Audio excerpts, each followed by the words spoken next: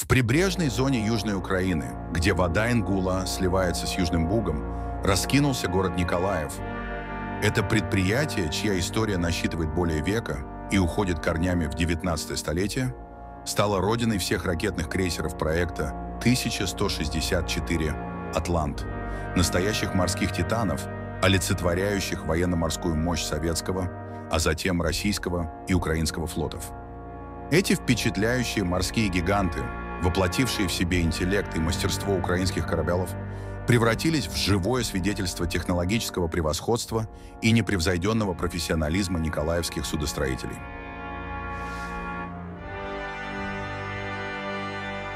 В 70-е годы XX века ознаменовались принятием советским руководством стратегического решения о разработке инновационного класса ракетных крейсеров, призванных стать достойным ответом американским боевым единицам типа «Тикондерога». Новаторскому проекту присвоили номер 1164 и символическое имя «Атлант».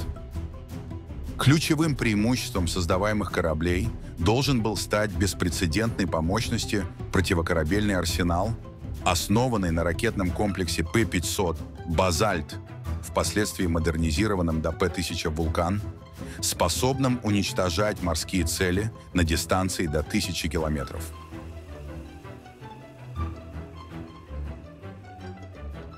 Разработка проектной документации была возложена на Ленинградское Северное проектно-конструкторское бюро. Однако физическое воплощение всех кораблей данной серии доверили украинским мастерам, заводу имени 61 коммунара в Николаеве, располагавшему необходимым производственным потенциалом и драгоценным многолетним опытом создания масштабных военно-морских единиц. Крейсеры проекта 1164 представляли собой чрезвычайно сложные инженерные сооружения с водоизмещением около 11 500 тонн, протяженностью 186 метров и шириной 20,8 метра.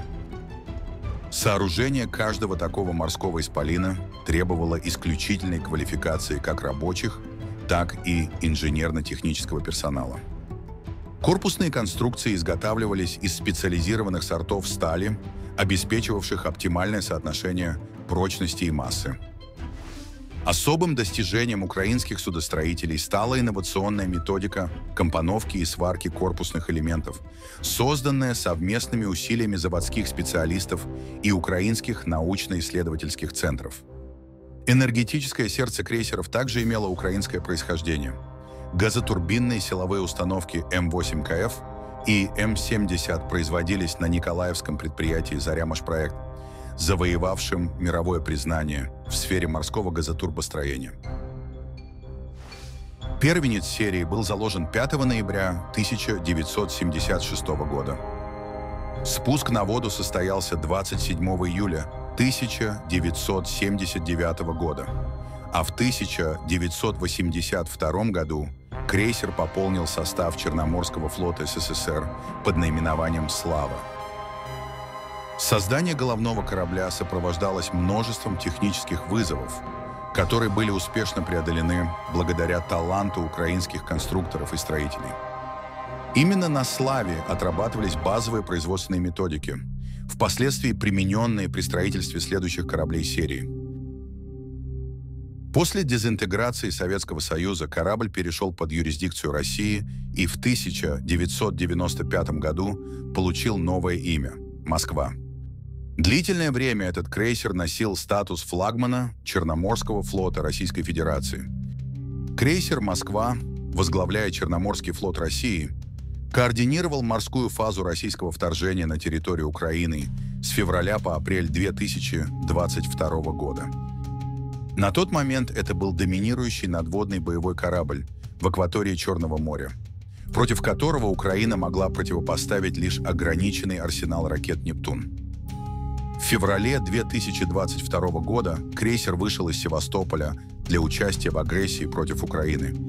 В дальнейшем корабль был задействован в операции против украинских защитников острова Змеиный совместно с российским патрульным судном «Василий Быков».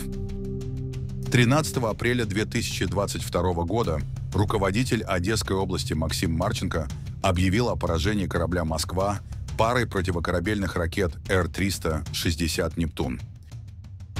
Радиолокационные данные зафиксировали, что корабль находился приблизительно в 150 километрах южнее Одессы около 19:00, незадолго до получения критических повреждений.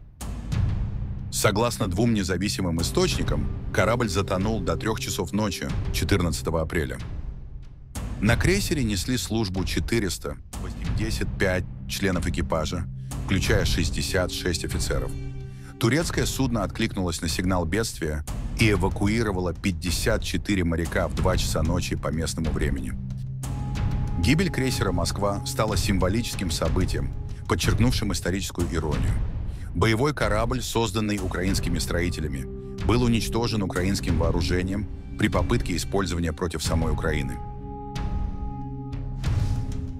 Второй представитель серии был заложен 5 октября 1978 года.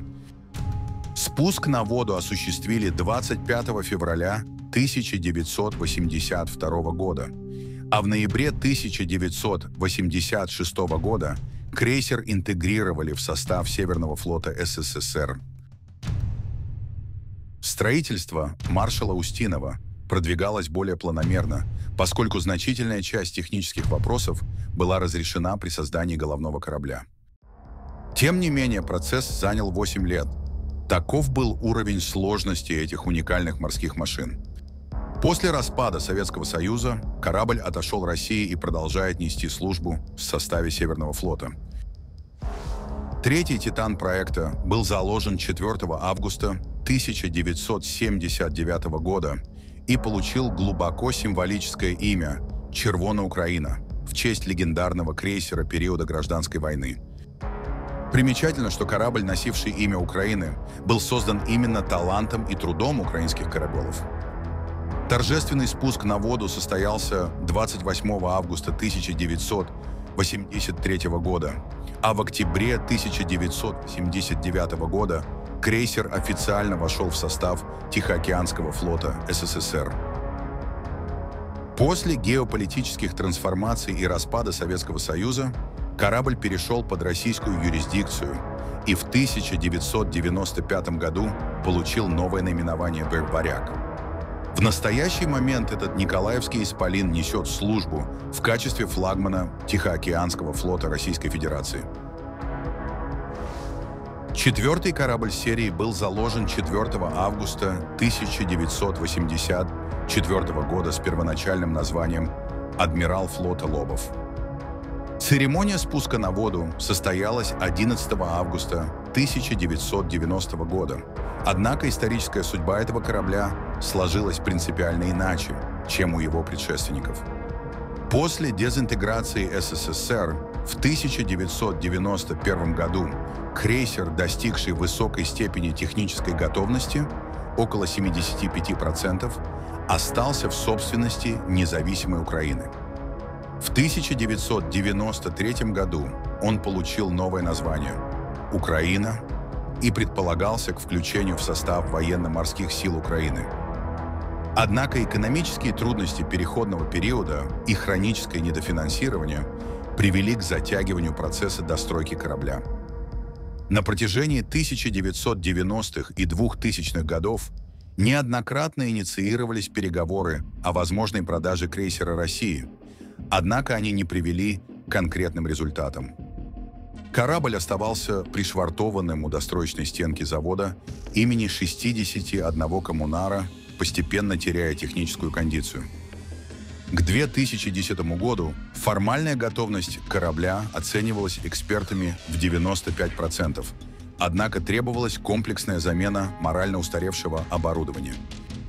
В 2017 году президент Украины Петр Порошенко подписал указ о демилитаризации крейсера, что фактически означало принятие решения о его утилизации. Это постановление вызвало неоднозначную реакцию в украинском обществе. С прагматической точки зрения, содержание и эксплуатация столь крупного боевого корабля требовали значительных финансовых вложений, которые были непосильны для украинского бюджета.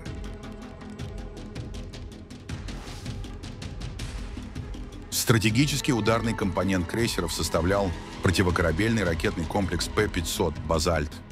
впоследствии модернизированный до П-1000 «Вулкан» с 16 пусковыми установками. Эти высокоэффективные ракетные системы обеспечивали поражение надводных целей на дистанциях до 700 тысяч километров. Система противовоздушной обороны кораблей включала передовой зенитный ракетный комплекс С-300Ф «Форд» с боезапасом в 64 ракеты, а также тактический комплекс ближней ПВО ОСАМ, располагавший 40 ракетами. Артиллерийский арсенал состоял из спаренной 130 миллиметровой артиллерийской установки АК-130, 630 миллиметровой автоматических артиллерийских комплексов АК-630 и 10 533 миллиметровых торпедных аппаратов. Крейсеры также были оборудованы для базирования вертолета К-27, специализирующегося на поиске и нейтрализации подводных лодок противника. Корабли проекта 1164 были оснащены передовыми радиолокационными комплексами, интегрированными системами управления огнем, высокочувствительной гидроакустической аппаратурой и эффективными средствами радиоэлектронного противодействия, что позволяло считать их одними из наиболее технологически совершенных надводных боевых платформ своей эпохи. Разработка и реализация проекта ракетных крейсеров 1164 ознаменовали подлинный технологический прорыв в военном кораблестроении. Эти многофункциональные боевые платформы по ключевым тактико-техническим характеристикам не уступали, а по ряду параметров превосходили аналогичные иностранные проекты. Решающий вклад в этот успех внесли именно украинские корабелы, продемонстрировавшие способность материализовать в металле сложнейшие инженерные концепции. Николаевская школа судостроения в очередной раз подтвердила свой исключительный профессиональный уровень и международный авторитет.